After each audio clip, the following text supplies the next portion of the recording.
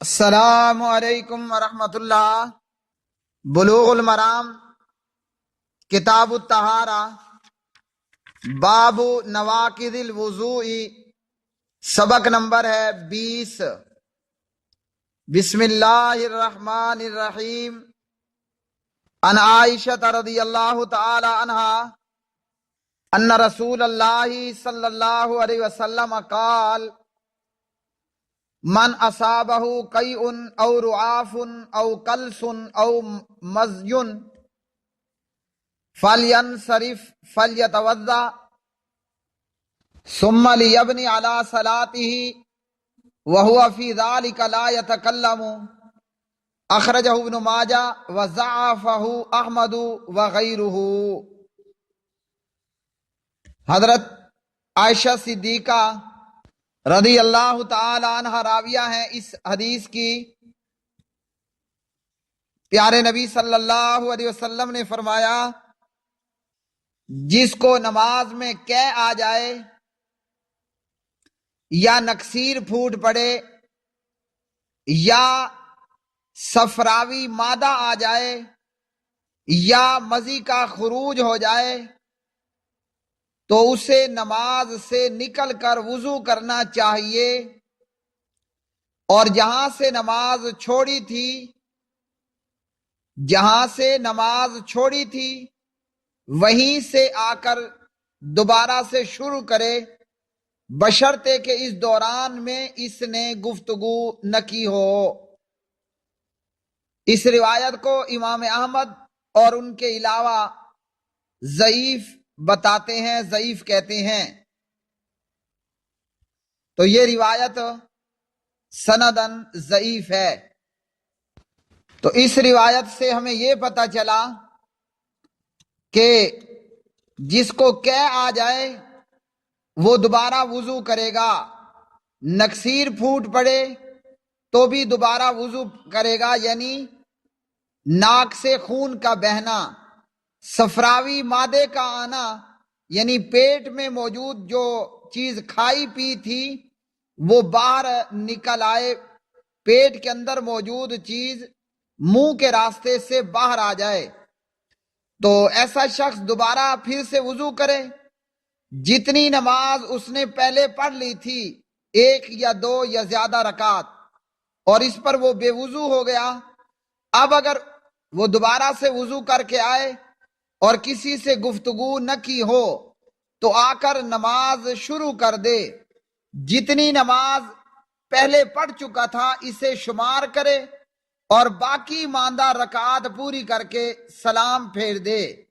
یعنی یہ روایت یہ بتا رہی ہے کہ بے وضو ہونے سے پہلے پڑھی ہوئی رکعات ضائع نہیں جائیں گی اور دوبارہ نئے سرے سے نماز نہیں پڑھے گی، نہیں جو ہے وہ پڑھنا پڑے گی اگر اس نے اس بیچ میں کسی قسم کی گفتگو نہ کی ہو۔ لیکن روایت ضعیف ہے تو اس لیے یہ بات درست نہیں ہے۔ باقی آگے احادیث میں آ رہا ہے، اور اسی طرح ائمہ کے مختلف اقوال ہیں، تو قے آنے سے وضو نہیں ٹوٹتا، نکسیر پھوٹنے سے بھی، نکسیر نکلنے، ناک سے خون نکلنے پر بھی وضو نہیں ٹوٹتا، معدے میں سے کوئی چیز منہ کے راستے باہر نکل آئے تو اس پر بھی وضو نہیں ٹوٹتا۔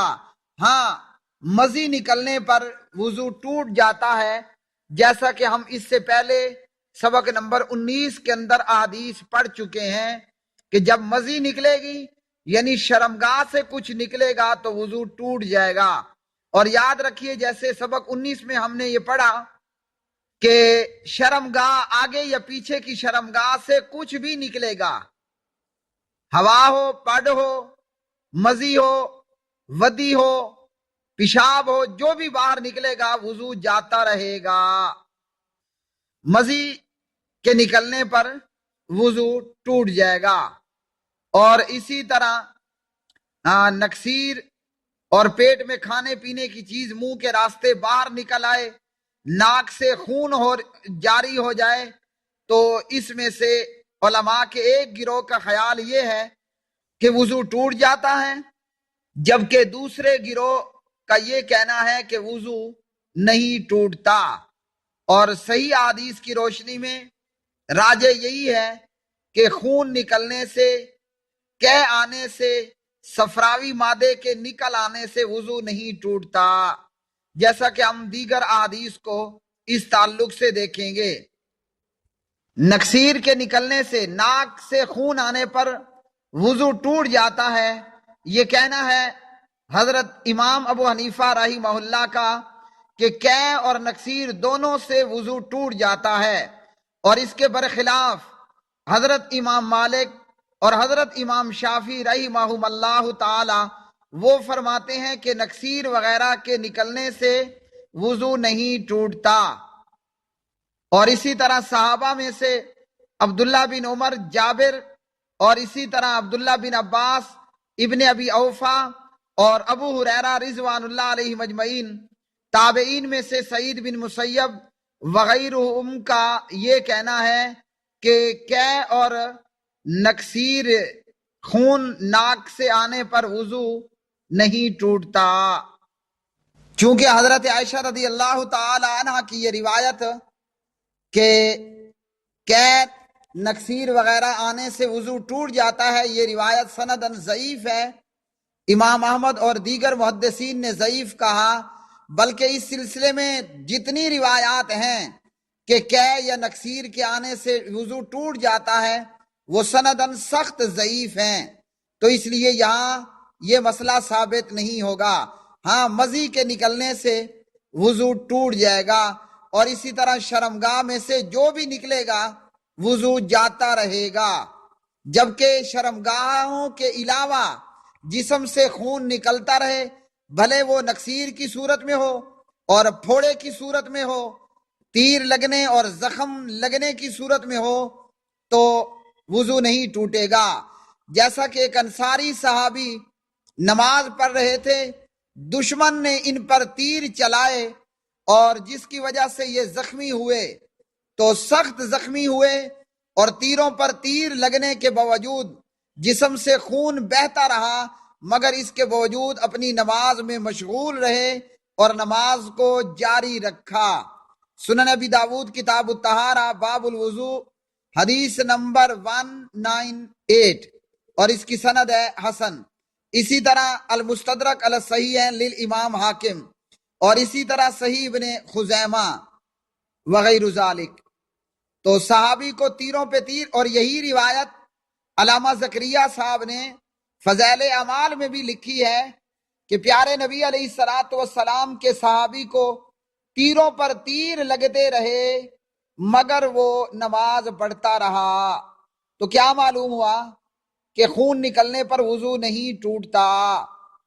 جبکہ زکریا صاحب نے نیچے لکھا کہ ہمارے امام اعظم ابو حنیفہ رحمہ اللہ کے نزدیک خون نکلنے سے وضو ٹوٹ جاتا ہے، جبکہ جو دلیل امام ابو حنیفہ رحمہ اللہ کی ہے کہ خون نکلنے پر وضو ٹوٹ جاتا ہے، وہ روایات سندن ضعیف ہیں۔ صحیح روایت یہی ہے کہ خون نکلنے پر وضو نہیں ٹوٹتا۔ اب کوئی بھی شخص اگر صحیح حدیث کے مقابلے میں محمد الرسول اللہ صلی اللہ علیہ وسلم کی حدیث کو چھوڑ دیتا ہے، حدیث کی صحت کے جاننے کے باوجود، اور اس کے باوجود امام کی تقلید کرتا ہے، تو یاد رکھیے میرے پیارے مسلمان بھائیوں، ایسا شخص اللہ رسول کا نافرمان تو ہے ہی ہے آلریڈی، ایسا شخص حنفی بھی نہیں ہے، اور یہ امام ابو حنیفہ رحمہ اللہ کا بھی نافرمان ہوگا اور ہے۔ کیوں کہ حضرت امام ابو حنیفہ رحمہ اللہ تعالی وہ فرماتے ہیں اذا جاء الحدیث والرسول اللہ صلی اللہ علیہ وسلم فعلی الراس والعین، جب صحیح حدیث آ جائے تو صحیح حدیث میرے سر پر اور میری آنکھوں پر۔ تو کیا معلوم ہوا؟ سچا اور سچا حنفی وہی ہوگا جو صحیح حدیث کو اختیار کر لے۔ نقلی اور اسی طرح غیر معیاری حنفی وہ ہوتا ہے جو صحیح حدیث کو چھوڑ دیتا ہے اور قول امام کی پیروی کرنے کی کوشش کرتا ہے۔ تو جس نے صحیح حدیث کی پیروی کی اس نے اللہ رسول کی بھی اطاعت کر لی، وَأُولِي الْأَمْرِ مِنْكُمْ، علماء اور حکمرانوں کی بھی، ائمہ دین کی بھی پیروی کر لی۔ تو امام ابو حنیفہ یا کوئی بھی امام اگر کسی حدیث کی بنیاد پر انہوں نے کچھ کہا اور ان کے نزدیک وہ حدیث صحیح تھی اور حدیث کے ضعف کا علم نہیں تھا، وہ اپنی جگہ عند اللہ ثواب کے حقدار ہیں۔ ہمیں جب یہ معلوم ہو جاتا ہے کہ یہ روایت ضعیف ہے اور اس کے باوجود بھی ہم تقلید پر ڈٹے رہیں تو یاد رکھ لیجئے اللہ کی بھی نافرمانی، پیارے نبی محمد الرسول اللہ صلی اللہ علیہ وسلم کی بھی نافرمانی، اور ائمہ اربعہ یا خمسہ یا ستہ وغیرہ وغیرہ ان کی بھی نافرمانی لازم آ جاتی ہے۔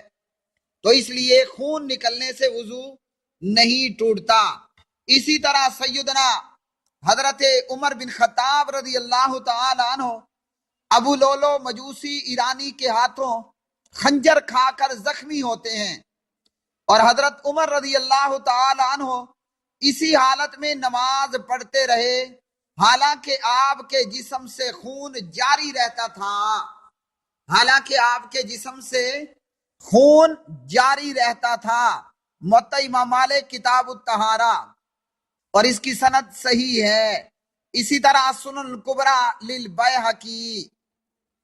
تو میرے پیارے بھائیوں، کیا معلوم ہوا کہ خون نکلنے سے وضو نہیں ٹوٹتا، الا یہ کہ شرمگاہوں میں سے کچھ نکلے، بھلے وہ خون ہو، بھلے وہ مزی ہو، ودی ہو، یا لیکوڈ ٹھوس کچھ بھی، پاڈ یا پھوسی یا اس کے علاوہ میں کوئی بھی چیز شرمگاہ سے جب نکلے گی، شرمگاہوں سے وضو جاتا رہے گا۔ بصورت دیگر خون آپ کی ناک سے نکلے اور جسم کے کسی اور حصے سے نکلے تو خون کے نکلنے پر وضو نہیں ٹوٹے گا۔ اس لیے میرے پیارے بھائیوں یاد رکھیے گا اور اپنے پلے باندھ لیجئے گا، جو بھی شخص قرآن اور صحیح حدیث سنت کی پیروی کرتا ہے وہی صحیح معنوں میں سچا سچا حنفی بھی ہے، شافعی بھی ہے، مالکی، حنبلی، جعفری بھی ہے۔ اور جو قرآن اور حدیث کو چھوڑ دے اور امام کی تقلید پہ لگا رہے، باوجود ہے کہ اسے معلوم ہو جاتا ہے کہ امام صاحب کی دلیل ان کی دلیل میں پیش شدہ روایت سندن ثابت نہیں ہے، اور اس کے باوجود وہ تقلید پہ ڈٹا رہا، تو عرش والے کی بھی نافرمانی، مدینے والے کی بھی نافرمانی، عراق والے کی بھی نافرمانی لازم آئے گی۔ تو اس لیے ہمیں چاہیے کہ جب صحیح حدیث کا علم ہو جائے ہم اس کی پیروی کریں، یہی حق اور سچ کا، یہی صحابہ کرام اور یہی ائمہ دین رضوان اللہ علیہم اجمعین کا راستہ ہے۔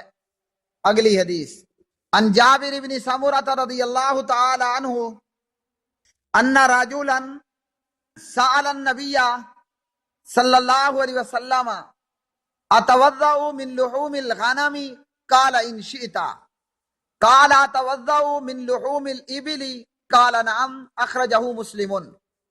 جابر بن سمرہ رضی اللہ تعالی عنہ راوی ہیں، ایک شخص نے نبی علیہ الصلوۃ والسلام سے پوچھا کہ جناب میں بکری کا گوشت کھاؤں تو پھر وضو کروں؟ آپ نے فرمایا اگر تو چاہے۔ پھر اس نے پوچھا اگر میں اونٹ کے گوشت کو کھاؤں تو کیا میں وضو کروں؟ تو آپ نے فرمایا جی ہاں وضو کرو۔ یہ حدیث اس بات کی دلیل ہے کہ اونٹ کا گوشت کھانے سے وضو ٹوٹ جاتا ہے اور اسے کھانے کے بعد وضو کرنا چاہیے۔ اکثر اصحاب حدیث کی رائے یہی ہے کہ اونٹ کے گوشت کھانے سے وضو دوبارہ کرنا چاہیے۔ اب لوگ پوچھتے ہیں کہ کیا اونٹنی کا دودھ پینے پر بھی وضو کرنا ہوگا؟ تو جی نہیں، حدیث میں صرف لحم کا ذکر ہے، گوشت کا۔ گوشت کھانے پر، اونٹ کے گوشت کھانے پر وضو ہے، دودھ پینے پر وضو نہیں ہے۔ اب سوال کیا جاتا ہے کہ جناب کیوں؟ تو کیوں کا جواب تو ہمارے پاس نہیں ہے. ہاں، اللہ کے رسول نے فرمایا تو بس کرنا چاہیے. اب یاد رکھیے، شریعت کے احکامات میں علتوں کا علم ہونا ضروری نہیں ہے کہ ہمیں علت معلوم ہوگی تو تب تو ہے، اور اگر علت معلوم نہ ہو تو اس پر ہم کہیں کیوں، کس لیے. بعض علماء نے اس کی علت یہ بیان کی چونکہ اونٹ ایک مست جانور ہے تو گوشت کھانے سے جسم میں مستی بھر جاتی ہے، جب وضو کریں گے تو وہ مستی دور ہو جائے گی وغیرہ ذالک. تو پیارے نبی علیہ السلام نے اونٹ کا گوشت کھانے پر وضو کے تعلق سے بتلایا کہ وضو کرنا چاہیے. اب اونٹ کا گوشت کھا کر وضو کریں یا نہ کریں، اس تعلق سے ائمہ اہل سنت کے مختلف اقوال ہیں. امام احمد، امام اسحاق ابن خزیمہ وغیرہم محدثین علماء کا یہی کہنا ہے کہ اونٹ کا گوشت کھانے سے وضو برقرار نہیں رہتا. اسی طرح امام بیہقی اور تمام اہل الحدیث کا بھی یہی کہنا ہے کہ اونٹ کا گوشت کھانے سے وضو کرنا چاہیے. اس کے برعکس امام شافعی علیہ الرحمہ، امام ابو حنیفہ علیہ الرحمہ اور بہت سے صحابہ رضوان اللہ علیہ مجمعین اور تابعین عظام فرماتے ہیں کسی بھی حلال جانور کے گوشت کھانے سے وضو نہیں ٹوٹتا، وضو نہیں ٹوٹتا. ان کے نزدیک یہ ہے کہ اس سے وضو نہیں ٹوٹے گا. تو یہاں صحیح بات یہی ہے کہ اونٹ کا گوشت کھا کر وضو کرنا چاہیے. سبق نمبر 20 کتاب الطہارہ باب نواقض الوضوء. آج کے سبق سے ہمیں یہ معلوم ہوا کہ جب دوران نماز وضو ٹوٹ جائے تو بندے کو چاہیے کہ دوبارہ وضو کرے. اور یہاں اس میں درست بات یہی ہے کہ دوران نماز اگر وضو ٹوٹ جاتا ہے، نماز کو دوبارہ شروع سے شروع کرنا پڑے گا. چونکہ حضرت عائشہ رضی اللہ تعالی عنہ کی یہ ابن ماجہ وغیرہ کی روایت سندن ضعیف ہیں. صحیح بات یہی ہوگی کہ وضو ٹوٹ جانے پر نماز دوبارہ نئے سرے سے شروع کرنی پڑے گی. اور اسی طرح جب قے آ جائے، جب نکسیر پھوٹ پڑے، معدے سے منہ کے راستے کچھ صفراوی مادہ نکل آئے تو اس صورت میں وضو نہیں ٹوٹے گا، مزی نکلے گی تو وضو ٹوٹ جائے گا. اور اسی طرح خواتین یہ سوال پوچھتی ہیں کہ اگر ماں اپنے بچے کو اپنا دودھ پلائے تو کیا وضو ٹوٹے گا؟ تو اس کا جواب بھی یہی ہے کہ ماں اپنے سینے کا دودھ اپنے بچے کو پلاتی ہے، اس پر وضو نہیں ٹوٹے گا. وضو تب ٹوٹے گا جب کچھ شرمگاہ سے نکلے گا، شرمگاہوں سے نکلے گا یا شرمگاہ کو ہاتھ لگے گا، جسم کے اور کسی حصے سے خون نکلے، ماں کے سینے سے بچے کے لیے دودھ نکلے، اس سے وضو نہیں ٹوٹے گا. دوسرا ہمیں معلوم ہوا کہ اونٹ کا گوشت کھا کر وضو کرنا ہے اور اونٹ کا دودھ پی کر وضو کرنا کہیں نہیں ہے. اللہ وحدہ لا شریک ہماری دنیا کو، ہماری قبر و آخرت کو سرسبز و شاداب بنائے. میں اللہ سبحانہ و تعالیٰ کے سامنے اپنے اس نیک عمل کو، محمد الرسول اللہ صلی اللہ علیہ وسلم کی حدیث کو پڑھنا، سمجھنا اور سمجھانا اور بیان کرنا، اس نیک عمل کو اللہ کی بارگاہ میں وسیلہ بناتے ہوئے اللہ رب رحمان سے یہ دعا کرتا ہوں کہ اللہ وحدہ لا شریک مجھے اپنی اس زندگی کا 95% حصہ دین کی خدمت گزاری میں صرف کرنے کی توفیق عطا فرمائے. وما علینا الا البلاغ المبین.